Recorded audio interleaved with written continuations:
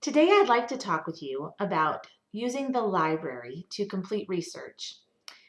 As a college student, you will be expected to complete many assignments, and many of those will require you to integrate research or sources to complete the assignment. Often, you'll have an assignment that says use 2 to 5 published sources or use 3 to 6 published sources. You're also going to find as you move through your major that you will be expected to use scholarly research specific to your major area of study. So I want to share this information with you today as a way to equip you to use the library to complete research, both for the classes you might have with me or any class you might have here at Colorado Christian University.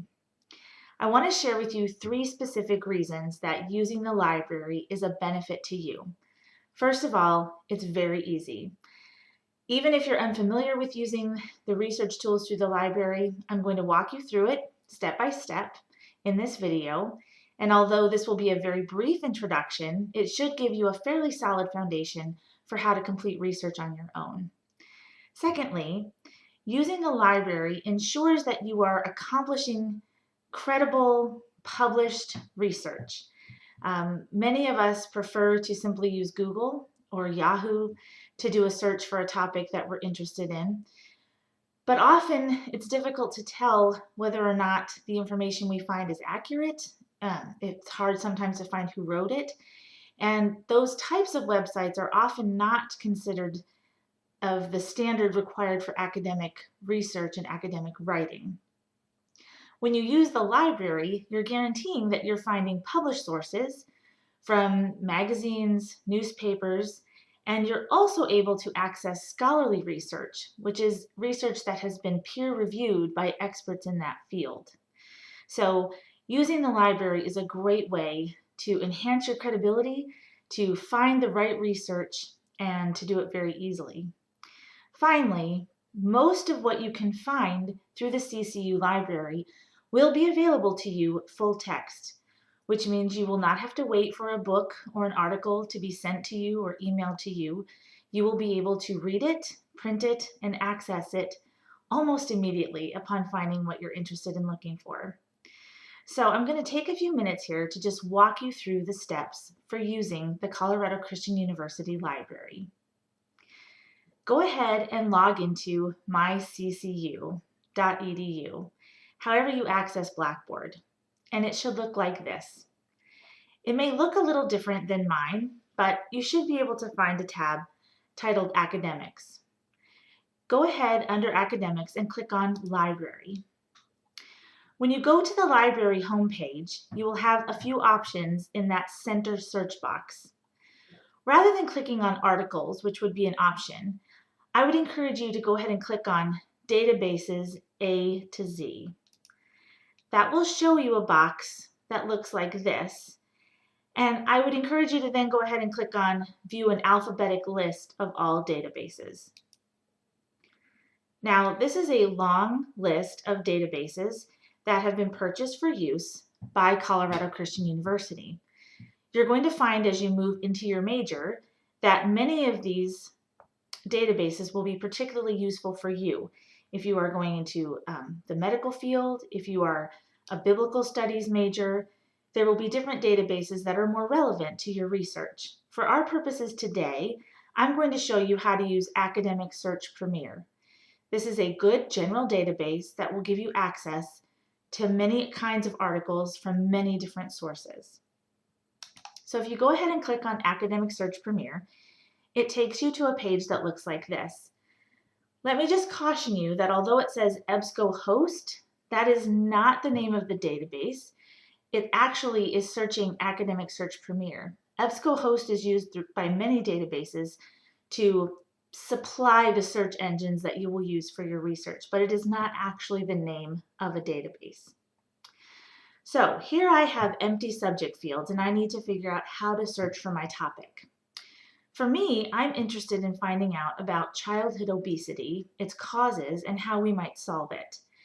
I'm approaching my research from the perspective that it's an increasing problem, childhood obesity, and I believe more time at recess perhaps more structured time at recess, could help children become more active and develop lifelong skills.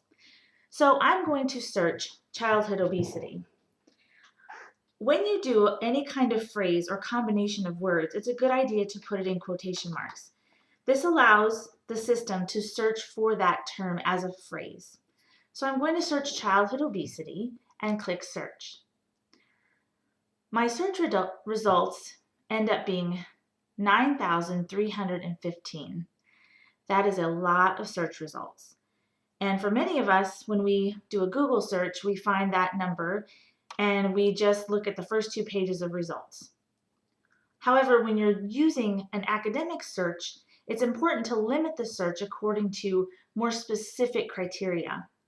For me, I'm going to go ahead and add a term because I know what I'm looking for. I'm looking to show that there's research to suggest that more time at recess will help solve the problems of childhood obesity.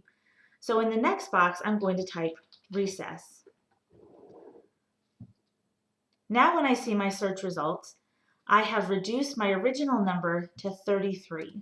This is a much more manageable number of resources for me to sift through, and I'm able to more accurately find the information I'm looking for. I can further reduce the number of results by making some additional limits. If you look on the left of the screen, you will have the option to select full text.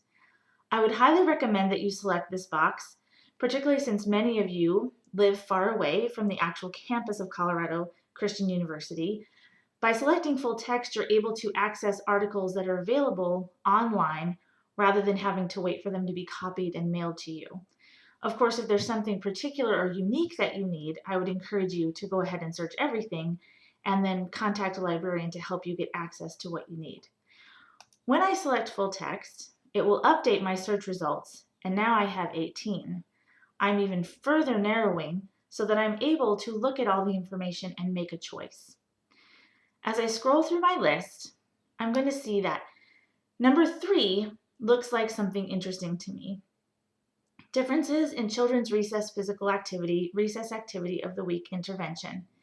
This seems like it might provide a practical example for the kind of example I would be using to prove my point.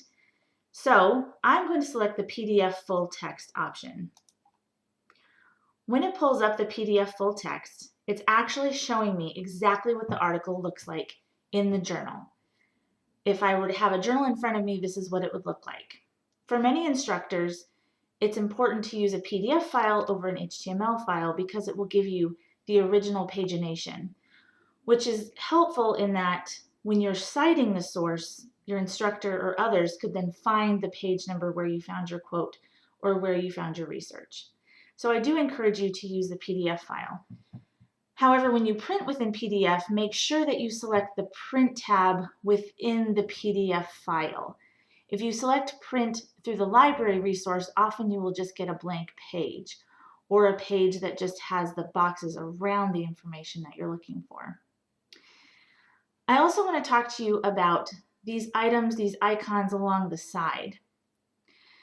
Notice that there's this email icon that will allow you to email this article and the citation to yourself. You can save the article in a file, but there's also this icon here that allows you to cite the article.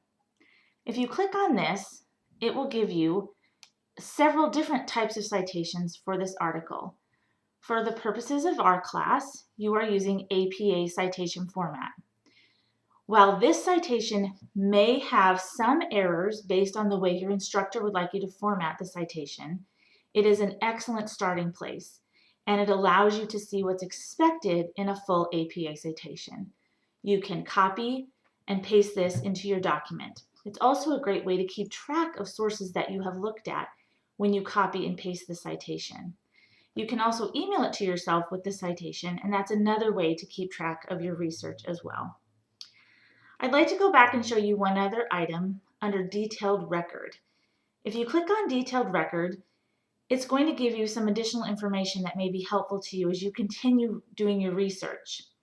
One area I encourage students to look at are these subject terms in the middle of the detailed record. Often as you continue doing research on your topic, You may find that the way the experts are speaking about your topic is different than how you would speak about it, and you may want to consider other terms for your searches. For example, here under my subject terms, I see obesity, physical fitness, exercise for children. These may be terms I want to try on future searches. It also gives me an abstract of the article, which is a basic overview, basic summary of the journal article, and I can read that and then decide whether or not I want to print the whole article or whether or not it would really be useful for me in my research. So these are the ways to use the library to find the kind of information that you want. So in conclusion, I've shown you how easy it is to use the library, how to access the information you're looking for by using search terms and narrowing your search by adding terms and selecting full text articles. I've also shown you how to get access to the article very simply, to print it, save it, email it to yourself. And what's most helpful to a lot of students is how to cite the article correctly using APA format. So I hope this has been helpful to you, and I appreciate you taking the time to watch this. Thank you.